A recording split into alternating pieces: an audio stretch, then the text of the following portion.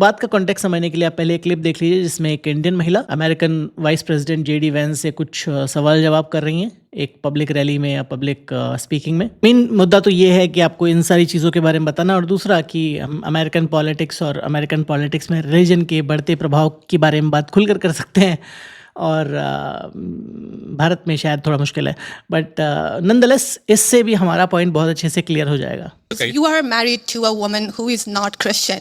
In her Wikipedia, I mean, I just looked it up. I don't even know what her faith was. I didn't know this before. But she still calls herself Hindu. You are raising 3 kids in cultural, racial, religious household. How are you maintaining, or how are you teaching your kids not to keep your religion ahead of their mother's religion? Or how are you teaching them that your kind, that kind who got here just few years or few decades ago is different or is better than your mom's kind who got here just a generation before? तो काफ़ी सारी चीज़ें निकल कर आई हैं इसमें। सबसे पहली बात जो भारत और अमेरिका का क्लियर डिफरेंस दिखाती है वो है कैसे अमेरिका में आप सीधे सीधे प्रश्न पूछ सकते हैं, भले ही वो व्यक्ति कितना भी पावरफुल हो। सेकंड इन कमांड है जेडी वैंस, वाइस प्रेसिडेंट हैं, तो पर आप उनसे सीधे सीधे तीखे सवाल पूछ सकते हैं, और most likely unless that person is Donald Trump, most likely वो पर्सन जवाब देते हैं। अब जेडी वैंस क्योंकि अभी इनका पॉलिटिकल करियर बहुत आगे जाने वाला है, तो he is very aware of his public image, but Donald Trump जो है उनको पता है कि अब उनका आखिरी टेन्योर है, वो भी शायद पूरा नहीं होगा, तो वो हमेशा से ऐसा ही इंसान है कि वो कभी किसी को ढंग से बोलने ही नहीं देता। बट रिगार्डलेस, तो ये डिफरेंस आपको सबसे पहले देखने को मिलेगा कि भारत और अमेरिका में कितना डिफरेंस है कि आप खुलकर अपनी बात कह सकते हैं, किसी से भी कुछ भी पूछ सकते हैं, of course in a respectful manner, तो वो आपको जवाब उसका ज़रूर मिलेगा।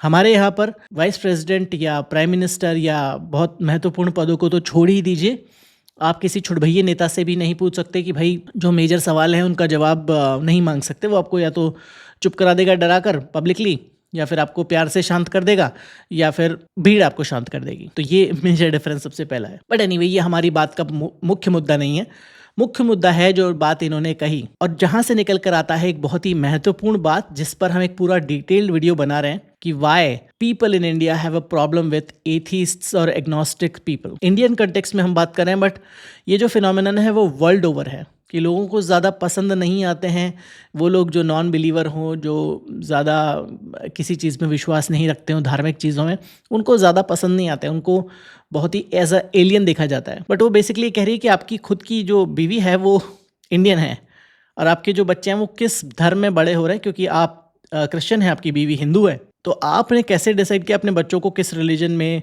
बड़ा करने का, और कौन डिसाइड करेगा कि बच्चे किस रिलीजन में ग्रो अप होंगे। जब इंटरफेथ या इंटर रिलीजियस मैरिजेस होती हैं, इंटर कल्चरल मैरिजेस होती हैं, उनमें हमेशा बहुत बड़ा प्रश्न होता है। तो उसका जवाब कूडोस टू जेडी वैंस कि उन्होंने उसको दबाया नहीं और सिरे से नहीं खारिज कर दिया, बट जो बात का जवाब दिया उसमें भी थोड़ी सी हिपोक्रेसी ज़रूर दिख गई। अमेरिका हो या भारत हो या कहीं पर भी हो, वो मेल डोमिनेटेड रहेगा। अमेरिका में बहुत कम, भारत में थोड़ा सा ज़्यादा।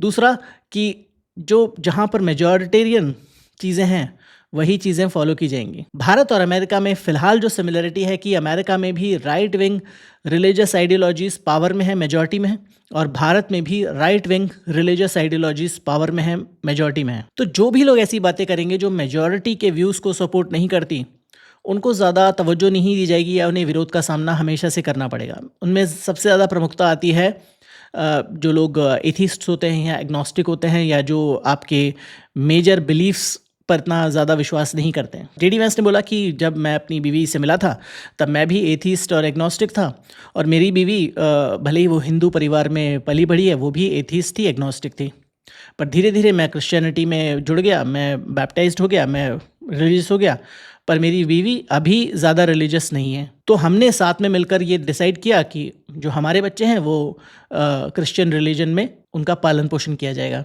जबकि ऐसा नहीं है, ये झूठ है साफ साफ।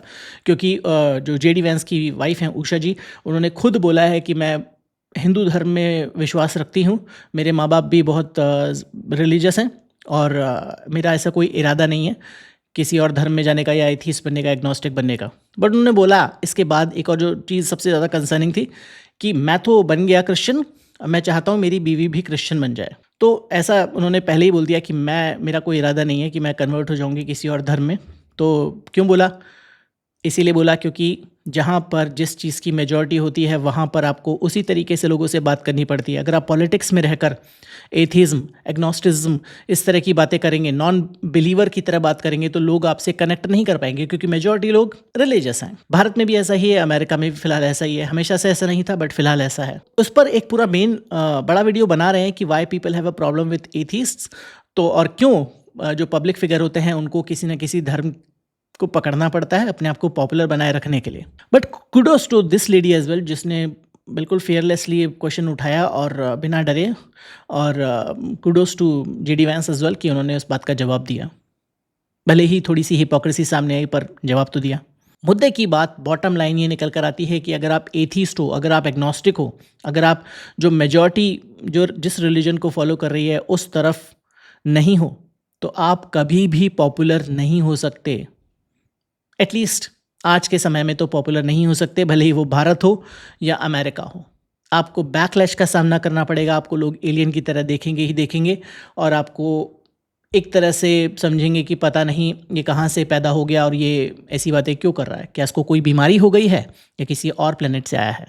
And there was an expectation that they would assimilate into American culture. I think we have two problems in our immigration system today. And my guess is you're probably a slightly more leftist political persuasion, liberal political persuasion, maybe not. But here's the thing. I remember back in my establishment GOP days when I was still very early getting involved in Republican politics, I remember a conservative think tank person who told me that one of the reasons why immigration was really good is that if you had enough diversity in a country, people would mistrust each other and they wouldn't join labor unions. पर immigration पर भी एक बात ध्यान देने की है जो कंसर्निंग है, जो पहले कभी नहीं होती थी, कि अगर आप किसी कंट्री में, भले ही वो क्रिश्चियन डोमिनेटेड कंट्री हो, वहाँ पर अगर आप इमिग्रेट होकर जा रहे हैं, आपको पूरी छूट है।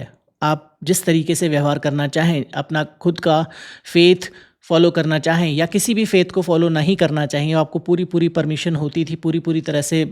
Everybody expected that. उन्होंने बोला कि आप जब किसी कंट्री में जाते हो तो एक्सपेक्टेड है कि आप जैसा हम कर रहे हैं वैसा ही करो। कल्चरली यस, क्योंकि आप अगर अपना कल्चर दूसरी जगह पर लेके जाओगे और उसको पब्लिकली प्रदर्शित करोगे जिससे दूसरों को प्रॉब्लम हो रही है, yes I agree with him. But अगर आप किसी धर्म में नहीं मानना चाहते, जस्ट बिकॉज कि आपको किसी कंट्री के सिस्टम में असिमिलेट होना है, इमिग्रेट करना है, कल को पासपोर्ट लेना है वहाँ का, there is no reason for you to follow that religion और culture. Absolutely not. You can still follow your culture, your tradition, your religion if you wish to, or no religion at all, and still be part of the economy. जो कि US में, Canada में, जितने भी western societies हैं उसमें हमने देखा है कि ऐसा ही चला है और ऐसा ही रहा है। And these immigrants have made that country. जो आज इस जेडी वैंस खड़े होकर बोल रहे हैं, ये खुद इमिग्रेंट हैं। इनके जो पुरानी जनरेशन्स हैं वो खुद आए हैं यहाँ पर यूरोप से। पर क्योंकि इतना ज़्यादा समय हो गया है, तो अब जब हम किसी जगह पर एक समय से ज़्यादा कब्जा कर लेते हैं तो सरकार भी कह देती है कि ये ज़मीन तुम्हारी हुई। Same goes for America. When you talk about too many immigrants here, when did you guys decide that number? Why did you sell us a dream?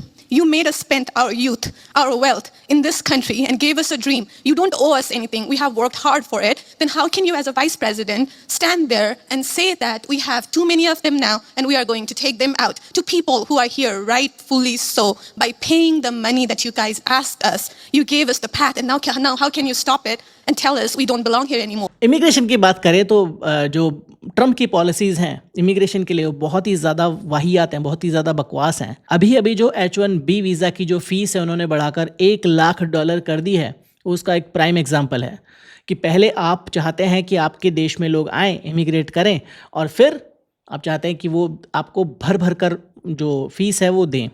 $1 lakh. I know कि कंपनी स्पॉन्सर करती है H1B वीज़ा को, but $1 lakh शायद ही कोई company किसी foreign person के लिए देना चाहेगी, unless the company badly wants that person. तो ये जो पॉलिसीज़ हैं उनसे अमेरिका को कितना फ़ायदा होगा वो अमेरिका जाने। बट फ़िलहाल जो भारतीय वहाँ पर बैठे हुए थे, जिन्होंने सपना संजोया था कि कल को उन्हें पहले H1B वीज़ा मिलेगा, बाद में उनको परमानेंट रेजिडेंसी मिलेगी, सिटीज़नशिप मिलेगी, वो शायद अब धूमिल होता जा रहा है। तो जो सपना दिखाया था पुरानी सरकारों ने और ट्रंप ने भी, अब उस सपने को वो खुद ही चकनाचूर कर रहे हैं। दूसरी हिपोक्रेसी वो ये भी चाह रहे हैं कि जिस तरह से right wing ultra religious majority को पकड़कर वो चले हैं कि सभी लोग उसी तरह से व्यवहार करें। अमेरिका ऐसा ना कभी था, ना कभी रहेगा, और रहेगा तो अमेरिका का ही सबसे ज़्यादा नुकसान होगा। There's too many people who want to come to the United States of America, and my job as vice president is not to look out for the interests of the whole world, it's to look out for the people of the United States. Now, मेरा point यही है, जो loud cheer आप देख रहे हैं ना, वो ये जो बात कही गई वो उसी लाउड चीयर को लेने के लिए थी कि मैं तुम्हारे साथ हूँ, मैं तुम्हारे हितों की रक्षा कर रहा हूँ। अब आप इससे डॉट्स कनेक्ट करने की कोशिश कीजिए या मत कीजिए, मुझे नहीं पता, बट यहाँ पर हमारे देश में बैक होम क्या ये सेम चीज़ की जा रही है या नहीं, वो आप खुद तय कीजिए। तो जो जेडी वैंस एक समय पर एथीस्ट थे, एग्नोस्टिक थे, पॉलिटिक्स में आने के लिए उन्हें अपना धर्म को यूज़ करना पड़ा, क्रिश्चियन धर्म में बैप्टाइज होना पड़ा, अपने परिवार को भी, अपने बच्चों को भी उसी तरह से पालन पोषण उन्होंने किया, क्योंकि इसका फ़ायदा उन्हें मिल रहा था अच्छे से।